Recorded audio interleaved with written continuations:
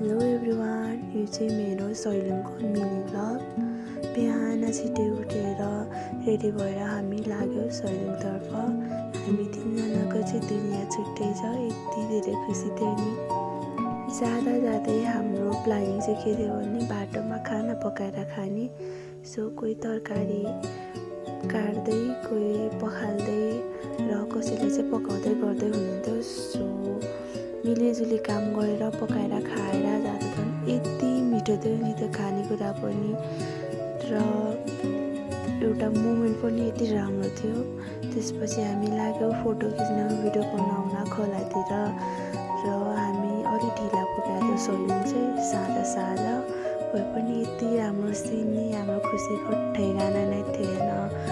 तिनजना चाहिँ फेरि आफ्नो सुरमा त्यहाँ पुगेपछि त ओहो भिडियो त बनाउनै पर्यो, फोटो खिच्नै पर्यो। त्यसपछि खुसी हुँदै रमाउँदै नाच्दै हामी फेरि सैलुङ डाँडा चढ्दैछौँ।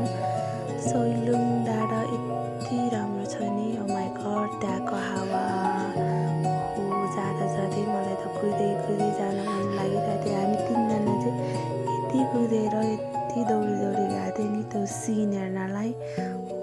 हावा पनि त्यस्तै, सिन पनि त्यस्तै।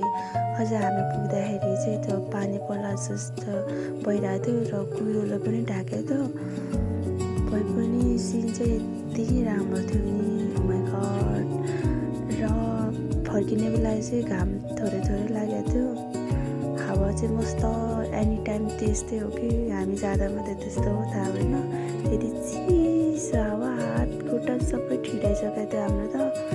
अनि त्यसपछि हामी भगवान्लाई बत्ती बालेर ढोगेर त्यसपछि हामी फेरि फर्क्यौँ। सैलुङको मिनिङ थाहा छ कि नै हजुरहरूलाई? सैलुङ भनेको चाहिँ 100वटा डाँडाहरूको थुम्का भएको भएर यसको नाम चाहिँ सैलुङ रहेको छ।